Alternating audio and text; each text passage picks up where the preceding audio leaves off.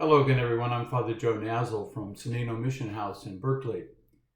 The wildfires that have ravaged the West Coast the last few weeks have consumed millions of acres and caused untold suffering to millions of people.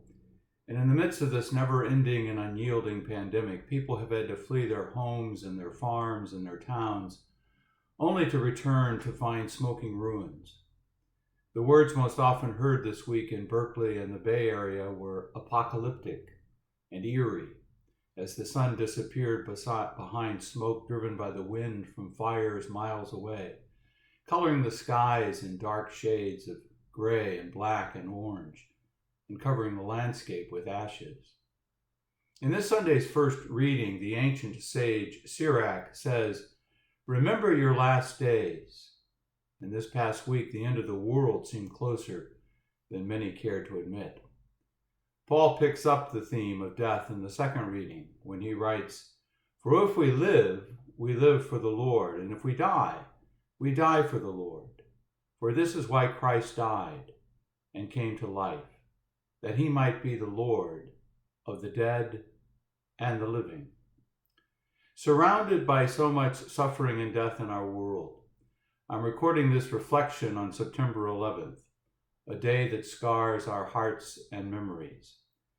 There will be many remembrances today, most of them virtual because of the pandemic and social distancing, honoring those who died because of the evil inflicted by terrorism. One of those who died 19 years ago today was Peter Alderman, the 25-year-old son of Steve and Liz Alderman, brother of Jeff and Jane. The family had just been together to celebrate Steve's 60th birthday, and Peter had flown back to New York on September 8th, where he worked for a media company. He was attending a meeting on the 106th floor of the World Trade Center when the planes flew into the Twin Towers. His sister Jane emailed Peter and asked if he was all right. And they emailed back and forth until about 9:40 a.m. when Peter sent a final email to his sister. "We're stuck," he said. "The room is filling with smoke. I'm scared." The North Tower collapsed less than an hour later. In an article about the foundation that Liz and Steve started in memory of their son, Liz said, "I always felt that if a child of mine was ever killed, I would never be able to stop screaming. But you can't keep screaming," she said. "I realized you only have two choices. You either kill yourself, crawl into bed and never get out, or you put one foot in front of the other." Liz and Steve chose the second option. With compensation that they and other 9/11 victims' families received, they started the Peter C. Alderman Foundation to help address and ease the toll that victims of torture and trauma and violence experience. This unique foundation helps to set up mental health clinics for victims of torture in places like Cambodia and Rwanda and Uganda. With money from the foundation, classes on mental health education and screening and treatment are offered for those who work with victims of torture or who experience tremendous or terrible trauma and violence.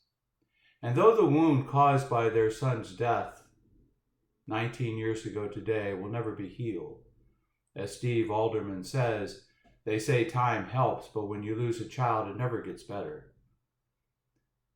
Liz said the foundation, which merged with another organization, Health Right International, in 2018 to better meet the mental health needs of marginalized communities around the world. Liz said this foundation gives us a reason to get out of bed every morning. Well, as a healthcare worker said of them, the act of giving despite such an unspeakable loss is a huge triumph of love and heart. Death puts everything in perspective, which is why Sirach advises, "Set enmity aside, remember death and decay, and cease from sin. Hate not your neighbor," Sirach says. Remember the Most High's covenant. Overlook faults. And Jesus picks up this theme in the parable about God's extravagant mercy in the gospel. Peter sets the stage for this parable by asking, how often must I forgive? Well, Jesus isn't a numbers person. He's more of a storyteller, a poet, a prophet. But he does give Peter a number. Maybe it's the same number he drew in the sand when the scribes and Pharisees wanted to stone the woman caught in adultery. The number is 77, not 7 times, as Peter proposed, but 77 times.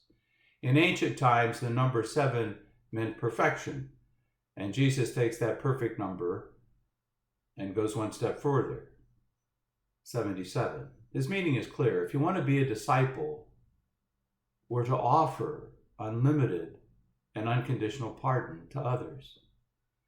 Jesus' lesson, of course, is not about a number so much as about the truth that's summarized by Sirach. Wrath and anger are hateful things, yet the sinner hugs them tight. Instead of seeking vengeance on those who hurt us, Sirach advises we're called to forgive your neighbor's injustice. Because how can we nourish anger toward those who've harmed us and expect healing from God? Well, that's the moral of the story that Jesus tells in the gospel, to expand on and extol the extravagant mercy of God. The servant's response to the extravagant mercy shown to him by the king is often confounding. Instead of receiving the great mercy from the king and then extending it to the servant who owed him a debt, he withholds it. He withholds that mercy and instead has his fellow servant thrown into prison. Perhaps Pope Francis summed it up best when he reflected on the servant's response, saying, when we're indebted to others, we expect mercy. But when others are indebted to us, we demand justice. The Pope nailed it.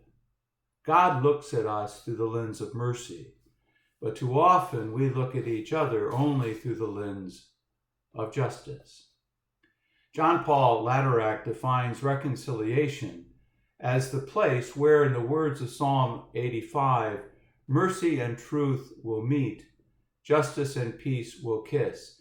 In his book, The Journey Toward Reconciliation, Laterack writes how reconciliation is both the journey that we must take and a place we're trying to reach.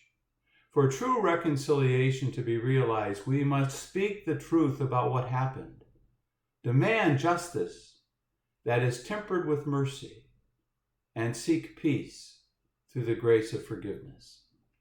As a mother whose daughter was murdered several years ago told me when I was giving a retreat up in Minnesota several years ago, the woman was invited by the court to speak at the sentencing of the young man convicted of killing her daughter.